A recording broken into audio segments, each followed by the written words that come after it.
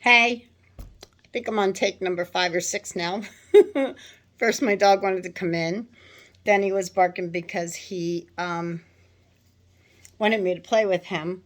And I said to him, I just need 5 minutes to go through this. Please, 5 minutes. So I had to put him into his crate so he could give me some time. And then I went to take my shoes off, and my shoe fell and it went crash. And I'm like, oh boy. So, anyways, here we are. And when I first shuffled, before my dog called me in, 2 cards fell out of my shuffle: Envy and Journey. I was only going to do one and decided, they're both very important cards. Otherwise, God wouldn't have brought them out to me. Envy. People are so wanting what everybody else has. That car, that house, that big, huge house, that, you know, the wildlife in their backyard, and that's why they want to live at the mountains so that they could have the bear and the bobcat and the deer and Lord knows what else is up there. But and some people just love, the the thought of living at the beach. That's me. I envy those people. But God doesn't want us to envy. God wants us to be grateful for what we have. Be always in an attitude of gratitude, because it could be worse. I mean, those people that have those multi-million-dollar homes at the beach, how much do you think they get to really enjoy that? Not much, because they're always working. The guy who has the house up in the mountains, where there's nobody around him, just bears and bobcats and stuff. I'm sorry, I don't want to come across any of those at 10 o'clock at night coming home from work. But I'm sure the views are spectacular. And they are, because I like to go to the mountains as well. And I love to be at the beach. But do we want to be at the beach when the hurricane comes in and it's destroying our houses or flooding our houses? I guess you have to take the good with the bad. But the card of envy is, be grateful for what you have. People don't have good health. They're like envious of you because you have good health and they don't. You have a house. May not be anything spectacular. It might be the same up the street, down the street. You may live in one of those cookie cutter places. But at least you have a house to live in. You have food in your belly, clean water to drink. Some countries that's unattainable. Some places, there's wars going on, bombs going off in their cities and towns, and people are dying. So I guess the word today is, don't be envious of anything. Just thank God every day for what you have. And I thought, you know what? Sandra took the time to make the card deck book, and I'm just going to read it. It says, this card shows a woman holding a huge pearl in one hand and platters of coins and pearls in the other. And she stands in a silver room looking out at a golden city on the horizon. And she has a life of value already, but she ignores that she longs for the shining prosperity she sees elsewhere. So she has prosperity right in her hands, just like you and I do. But we long for more and more and more. You know, it's like we got to keep up with the Joneses. But so this card is telling you to let go of the jealousy and acknowledge the blessings you already have in your life. Now's the time to shift your focus. After all, when you envy others, it only attracts more to them, not to you. So the affirmation is, I let go of lack. I look at the blessings in my life with joy and satisfaction, and I am glad. Say it with me. I let go of lack. I look at the blessings in my life with joy and satisfaction. I am glad.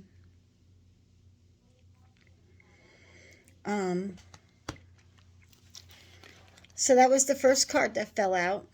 And the second card is Journey. I love this card.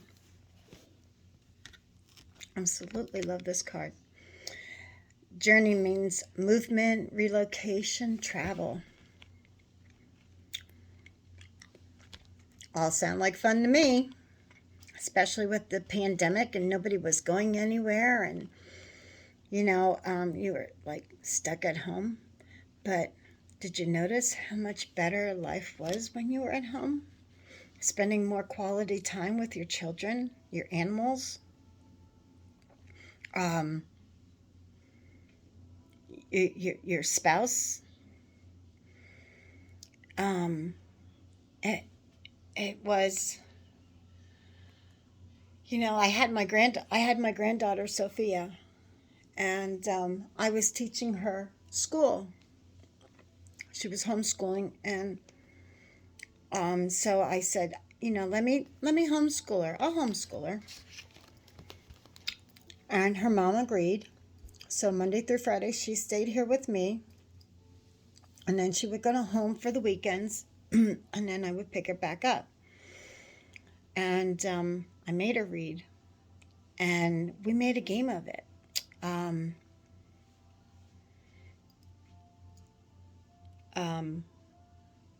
Basically, what we did was I would read one page, she would read the other. So who was ever on the left side read the left page, and who was ever on the right side read the right page. And she liked this. And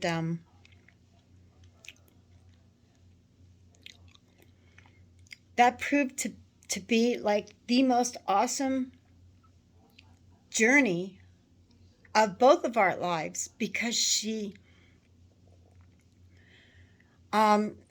some teachers, God bless them, okay, I did preschool, so I know what they go through, having to figure out how to teach all the children, and there may be one or two who don't learn the same way, so now you got to figure out how to make them all learn. And my Sophia needed one-on-one. So my journey for the last 2 years was to teach her one-on-one. And she learned so much. She learned so well. Her IEP for math was no longer needed because I taught her a way that somebody else couldn't. She also had a teacher who would come in at the end of the day and say to me, Patty, how did school go today? She was like Sophia's IEP mentor teacher.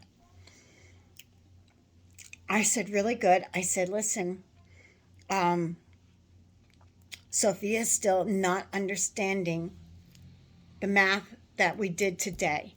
I said, and for a lack of things, I wasn't really understanding it either, because they don't do it the way you and I would do it. You write the number down, 425 times 4 equals Oh, you got to put the box down and 4 this and 25 that and then 40 here. And I was like, what?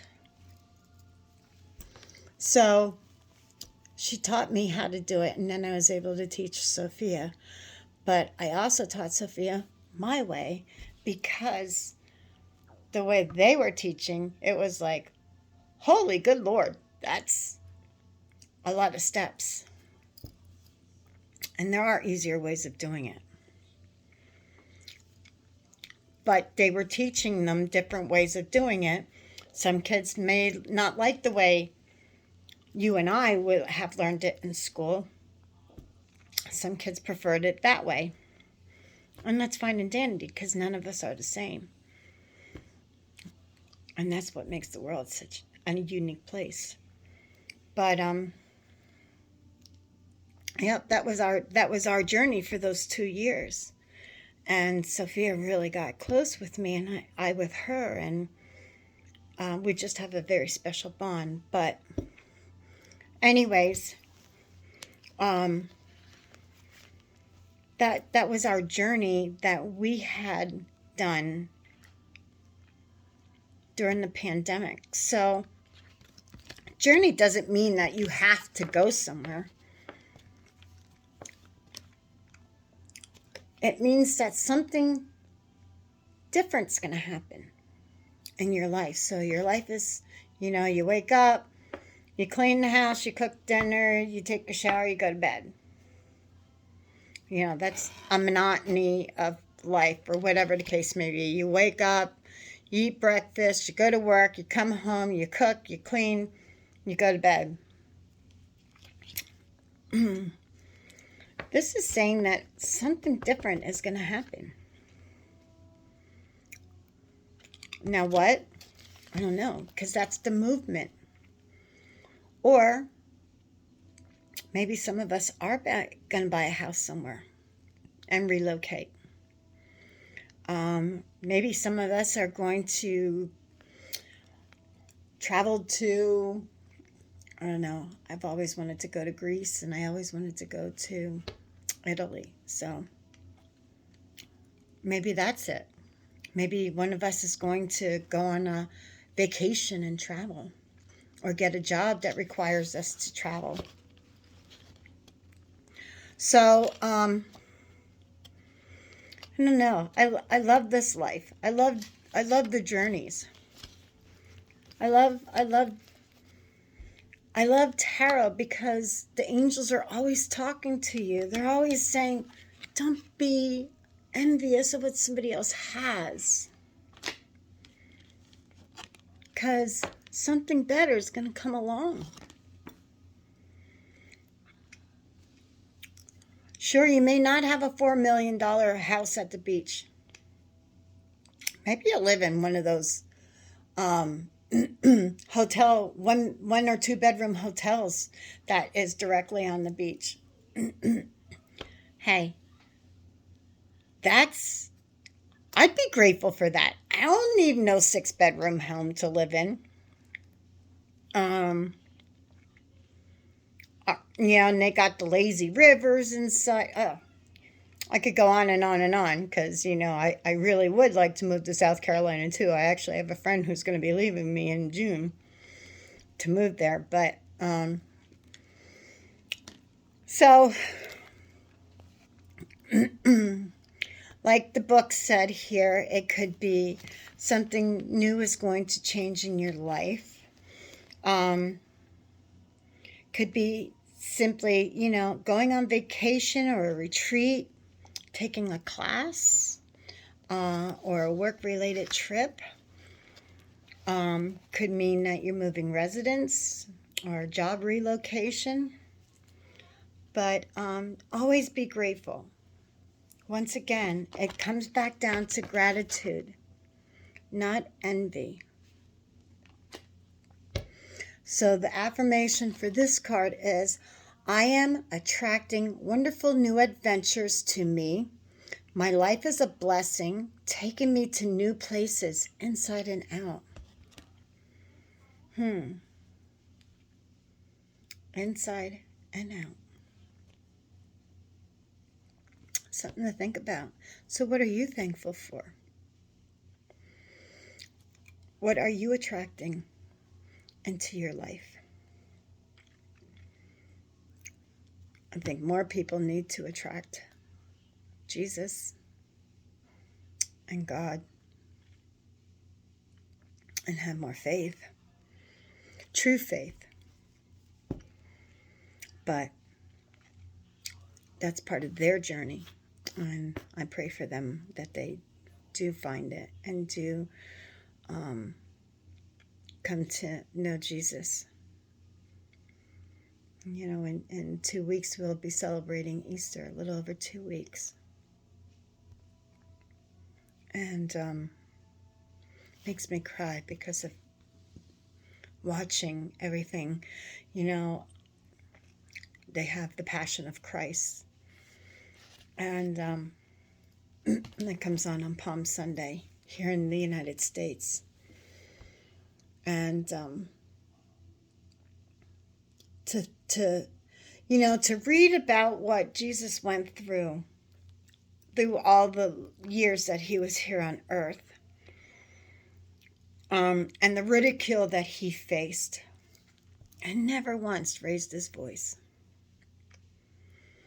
To be called a liar and a thief, and but yet he was so giving. He turned water into wine, bread into fish. And I'm thinking to myself, those are such miracles. And every day we have a miracle that happens in our life. Whether you know it or not. You wake up every day. Miracle number 1. You can walk. You can talk. You can see. You can hear. You can touch. You can taste. Not everybody has that. Not everybody even gets to wake up.